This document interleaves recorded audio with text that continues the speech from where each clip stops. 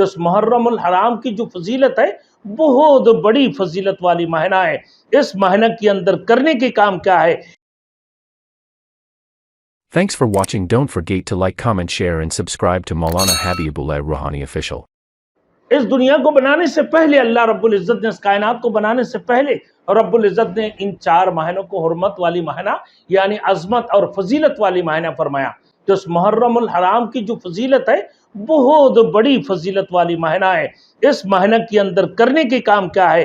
یوم عاشوراء کی روزہ رکھنا اور 9 10 یا 10 11 کو، کیونکہ رسول مقبول صلی اللہ علیہ وسلم نے فرمایا جب صحابہ نے پوچھے یا رسول اللہ یہ اس مہینہ کی یوم عاشوراء کی دن نا یہودی بھی روزہ رکھتے تھے کہ ان کی درمیان بھی بڑی عظمت والی دن تھے، فضیلت والی دن تھا، فضیلت والی مہینہ ہے، تو اس دن کو روزہ کیسے رکھ کے اللہ کے رسول نے فرمایا انشاءاللہ تعالی اللہ نے اگر ہمیں آئندہ سال زندگی عطا فرمایا تو انشاءاللہ ہم 10 کو بھی روزہ رکھیں گے، یعنی 9 10 کو یا 10 11 کو اللہ کے رسول صلی اللہ علیہ وسلم نے فرمایا، کیونکہ ان کی بھی ایک دین ہے، ان کی بھی ایک دین ہے. ہمارے یہ جو دین ہے اللہ رب العزت ہماری یہ سیدھی دین ہے.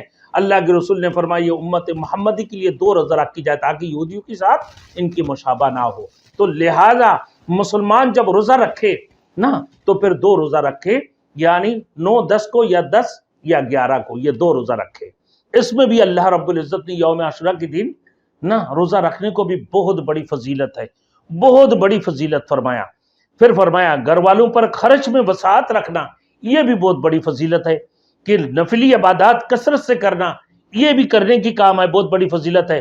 گناہوں سے بچنے کی کوشش کرنا، ہمیشہ توبہ استغفار کرنا اور اتباع سنت کا عزم کرنا اور رسول مقبول صلی اللہ علیہ وسلم کی سنت کے مطابق چلنا، ہر قسم کی بدعات سے اپنے آپ کو بچانا، ہر قسم کی شرکیت سے کفریت سے بچانا.